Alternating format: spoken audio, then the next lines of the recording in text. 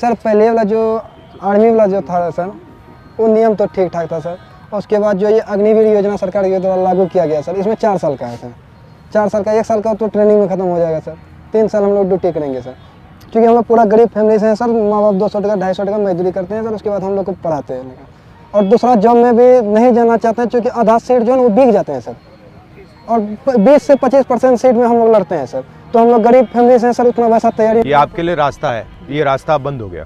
तो उसके बाद हम लोग सर ये सब रास्ता जो है बंद जो हो गया, ये हम लोग को बिल्कुल पसंद नहीं है, क्योंकि हम लोग एक ही सपना देखे थे कि सैनाम जाएंगे। आप जानते हो कि अग्निवीर के बाद आप में से मतलब 4 में से 1 ही बचेगा, आप जानते हो, तब भी आप ये कर रहे हो। ऑप्शन नहीं है सर। आपको क्या लगता है ये क्यों किया गया है? अच्छा, अगर हमारा युद्ध होगा तो किसके साथ होगा? चीन या पाकिस्तान? पाकिस्तान तो बिल्कुल नहीं। अब अगर हिंदुस्तान की लड़ाई होगी तो चीन या पाकिस्तान के साथ नहीं होगी, चीन और पाकिस्तान के साथ होगी, मतलब दोनों मिलकर लड़ेंगे, ठीक है। अब चीन का जो आर्मी है उसका पैसा कहाँ से आता है? वहाँ का शिक्षा व्यवस्था बढ़िया है। नहीं, शिक्षा व्यवस्था से नहीं आता वो। ये जब आप ये खरीदते हो ना, ये चाइना का है, ये मेड इन चाइना का है, ये मेड इन चाइना का है, ये जूते मेड इन चाइना, ये पैसा बन रहा है, उनके बजट में जा रहा है, उनकी आर्मी में जा रहा है। पहली बात ये समझो। अब उनके पास पैसा ज्यादा है, हमारे पास पैसा कम है। हमारा पैसा कहाँ से आ रहा है? हम ये तो नहीं बना रहे ना, तो हमारा कहाँ से आ रहा है? किसके जेब से? हम सब पैसा आ रहा है टैक्स से। और पैसा किसके जेब से आ रहा है? अमीरों के जेब से आ रहा है, कभी गरीबों के जेब से आ रहा है।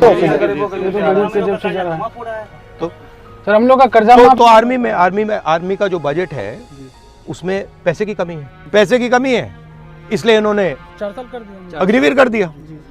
अब सवाल ये है, 4 साल बाद पता लगेगा, हमें जिसको निकालना हम निकाल देंगे। अब पहली बात उसमें ये नहीं मालूम कौन निकलेगा।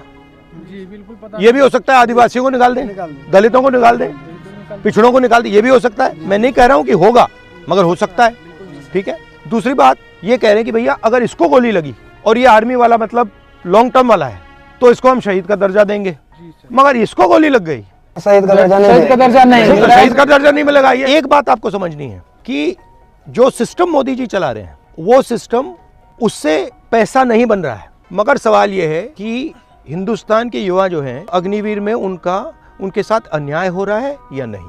मुझे लगता है कि हिंदुस्तान के गरीब युवाओं के खिलाफ अग्निवीर में अन्याय हो रहा है। जो भी हम करेंगे, आपके साथ अन्याय हो रहा है, उसको हम नहीं होने देंगे। तब मेरा एक सवाल है, बोलो।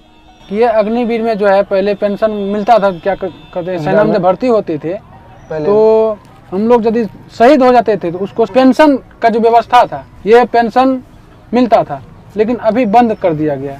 लेकिन ये सर अच्छा एक बात बताओ, सुबह मैं बताता हूँ। ऑर्डिनेंस फैक्ट्री सरकारी थी, ऑर्डिनेंस फैक्ट्री में आप जैसे लोग जाते थे, दलित, आदिवासी, ओबीसी, उसमें रिजर्वेशन है, उसमें आपकी नौकरी लग जाती थी, ठीक है। सेना में आपकी नौकरी लग जाती थी। अब क्या हुआ? ऑर्डिनेंस फैक्ट्री को परे कर दिया। अदानी जी बना रहे हैं, अब राइफल अदानी जी बना रहे हैं, गोली भी अदानी जी बना रहे हैं। अदानी जी की कंपनी में आपको रोजगार तो नहीं मिलेगा, कैसे मिलेगा सर? तो मतलब यहाँ वहां से भी रोजगार काट रहे हैं प्राइवेटाइज करके, यहाँ से भी रोजगार काट रहे हैं। और अगर आप देखें हिंदुस्तान के डिफेंस के बजट में अरबपतियों को दबाकर पैसा बनाया जा रहा है। जो आपको, आपके जेब में जो पैसा जाना था, जो आपकी ट्रेनिंग में जाना था, ठीक है, आपके पेंशन में जाना था, आपकी रक्षा में, बुलेट प्रूफ जैकेट में जाना था, हेलमेट में जाना था, वो अदानी जी की जेब में जा रहा है। और आपके जो रास्ते थे, एक आर्मी में जॉब पाना, एक इंडियन ऑर्डिनेंस फैक्ट्री में जॉब पाना, BHEL में जॉब पाना, वो सब बंद कर रहे हैं।